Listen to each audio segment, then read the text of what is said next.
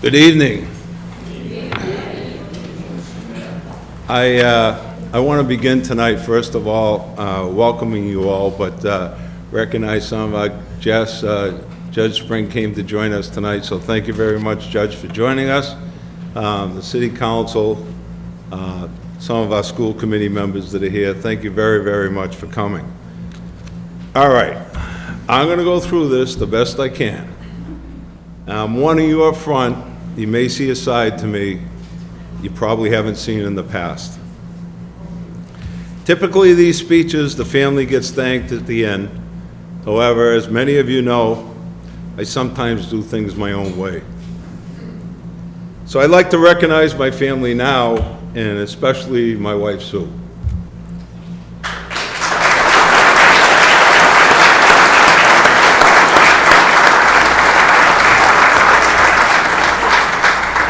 Put up with me for every campaign, night meetings, and been with me through all the highs and all the lows.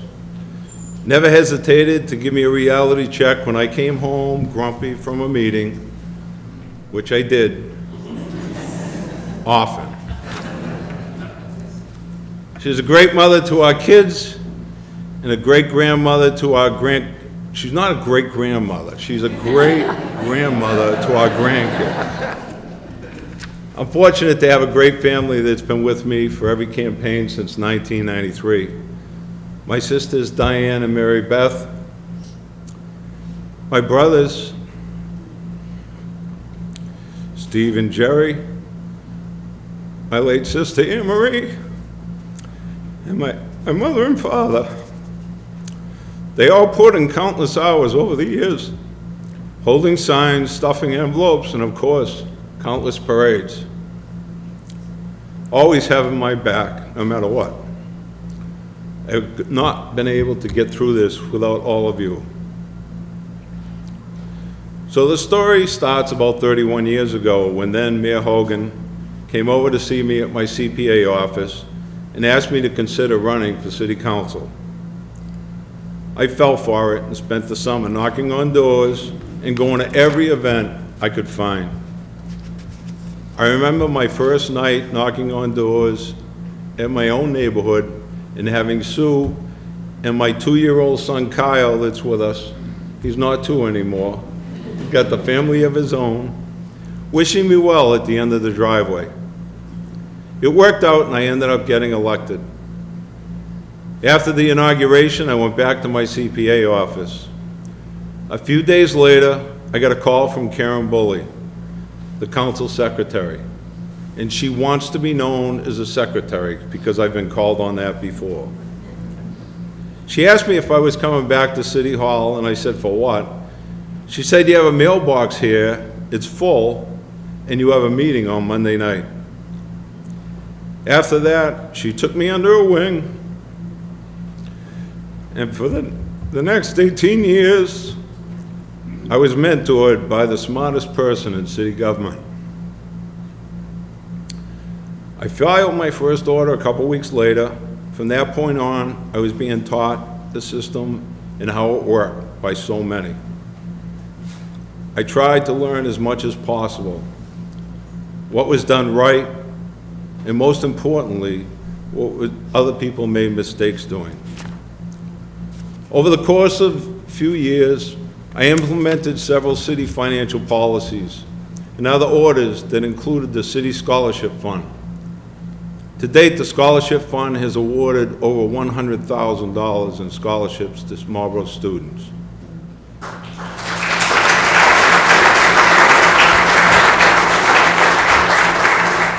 Those are all through voluntary contributions. I also started an Adopt-a-Stage program that continues today.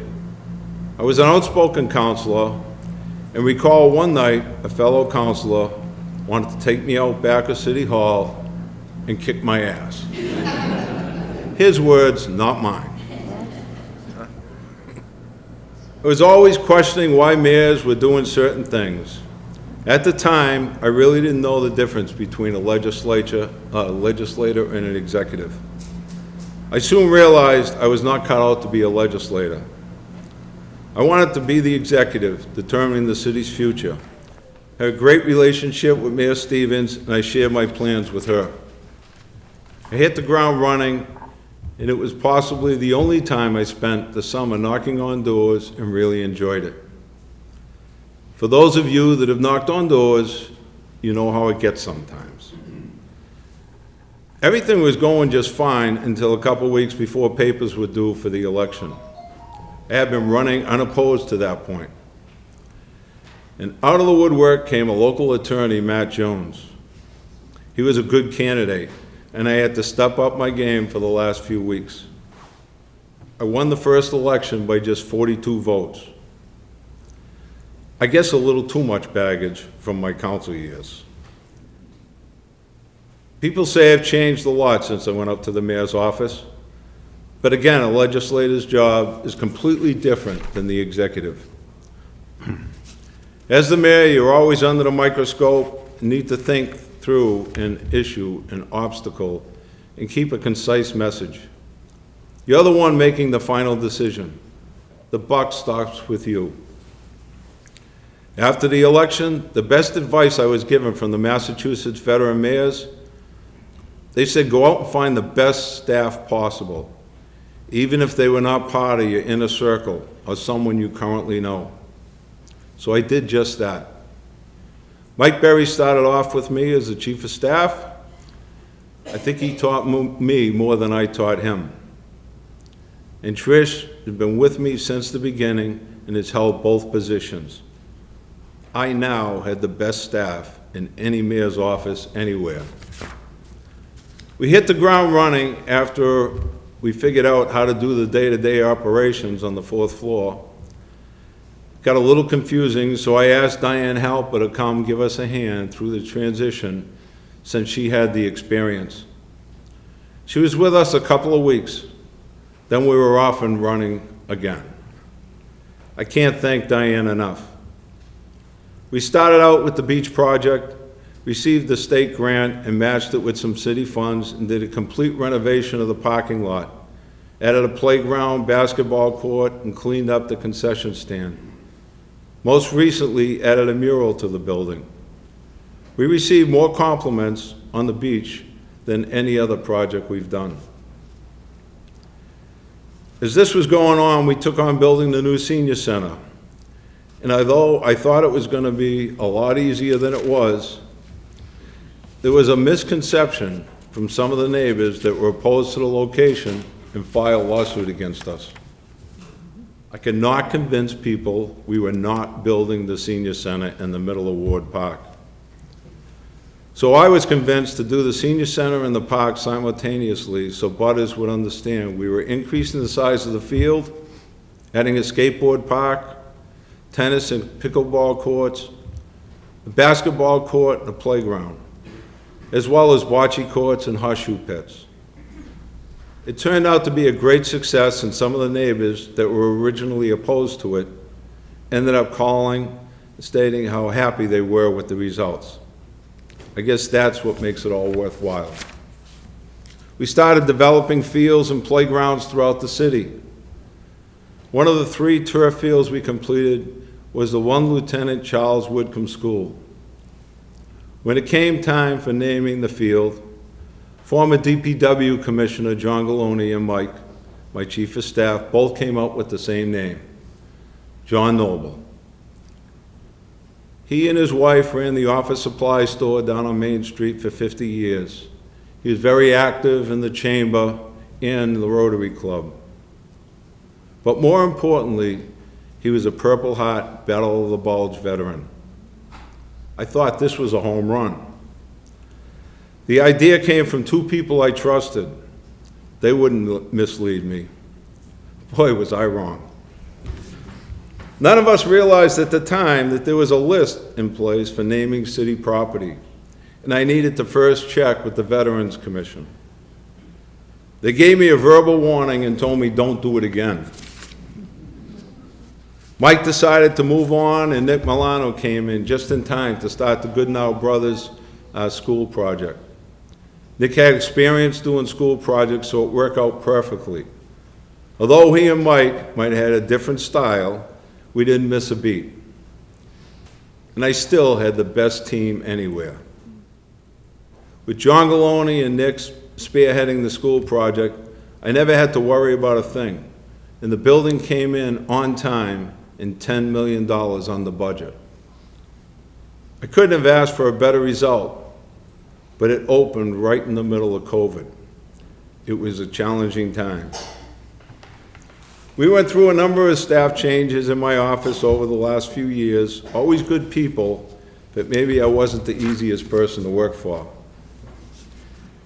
Recently, a prior college intern, Jalen, graduated and joined us full-time. Even though she's only been with us a short time, she's fitting in and doing a great job for us. With all the experience she had from all the years in the office, Trish took over as chief of staff. As I said, she's been with me since the beginning.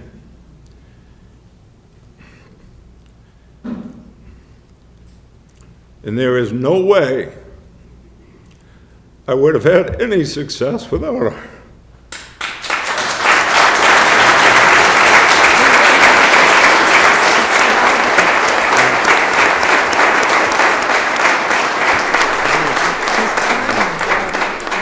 COVID was a crazy time.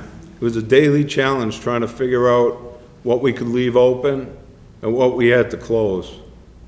I was determined to keep city government moving, requiring one person in every office and always keeping 6 feet apart. With the help of Public Health Director John Garside, his staff, the Board of Health, UMass Memorial Hospital, the Edwin M. Kennedy Health Center, and New England Sports Center, we were able to deliver more tests during the testing period and more vaccines during the vaccine phase than anyone around. Mike Bergeron, the superintendent at the time, arranged to have school buses go out and deliver meals to every student every day. Everyone in the city worked together to get through this pandemic. City employees, the business community, and our residents all were part of our success. That's what makes Marlborough, Marlborough. The next project we took on was a library.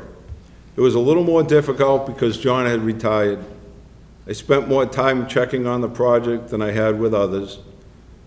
But if you've been up to visit, it's a fantastic addition to the city of Marlborough, and I'm looking forward to getting some time up there with my grandkids. Hey, you.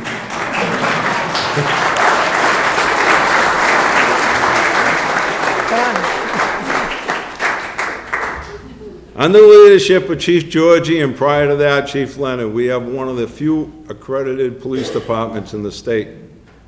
Chief Georgie and his staff introduced the city's first youth police academy for middle school students, teaching them respect, discipline, and teamwork. It started a K-9 unit led by Sergeant Ken McKenzie. We replaced every piece of fire apparatus in our fire department, and with the support of the union, reorganized the department to include 2 assistant fire chiefs. This department is one you should all be proud of. Thank you, Chief Breen, for your strong leadership. With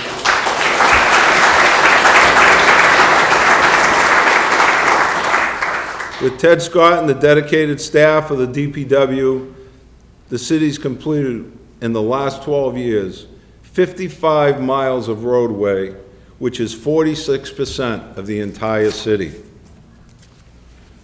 Dan and our facilities department continues to keep all our buildings in great shape, with dedicated employees like Lou Beebe that are always there for the smallest things whenever asked.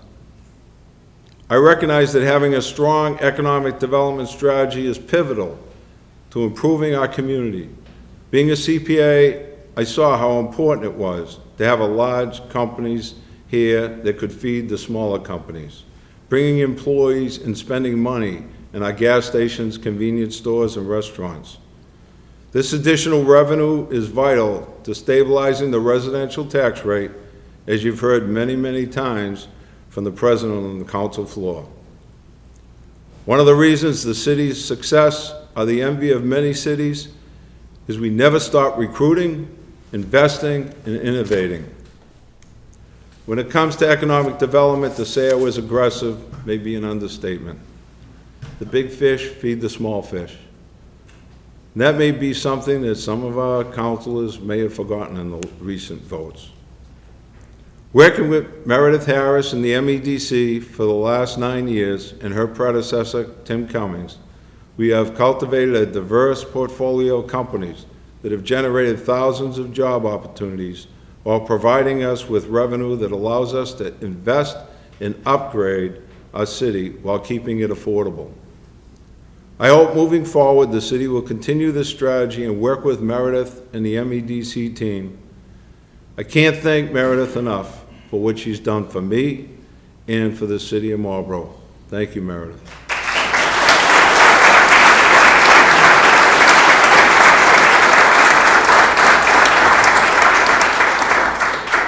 The inherent friction between the legislative body and the chief executive is a tale as old as time. But it goes without saying that we do not get anything done unless we work together, and we've witnessed in both the state and federal government. I have worked closely with 3 council presidents and a few councilors that were at times true partners in government who helped facilitate many of the successes and achievements the city has seen over the last 12 years. Today's politics are changing. There's too much division and too little courage. Many run for a cause, whatever that may be. It's not about better government for the residents. This is true at all levels of government.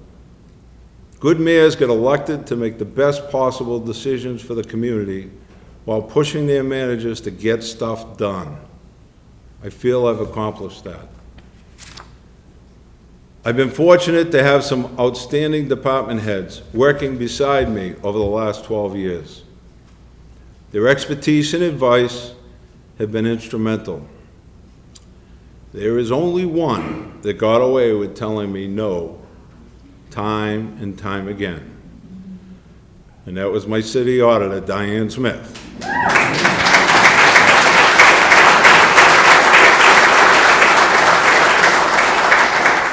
Little known fact that she admitted to me she was not one of those 42 votes I won by in my first election.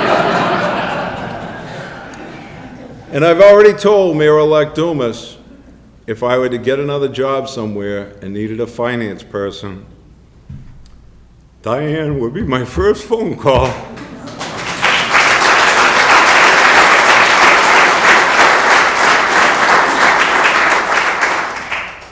Local government is the only government that truly governs the people.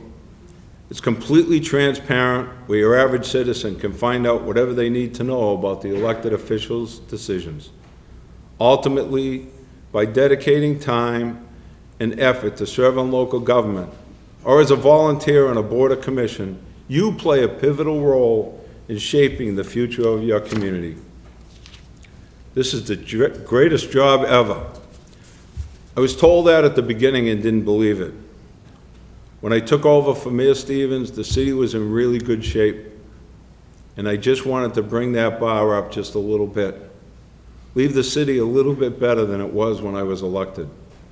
I think we've accomplished that with the help of so many people, I couldn't possibly name them all tonight. To the next administration, I challenge you to do the same thing and leave the city a little bit better than it is today. I leave you with $25 million in stabilization money, over $7 million in free cash, a AAA bond rating. We had no increase in the cost of health insurance for our employees this past year, no increase in the water and sewer rates for our residents, and our real estate taxes on the average home this year went down nearly $200.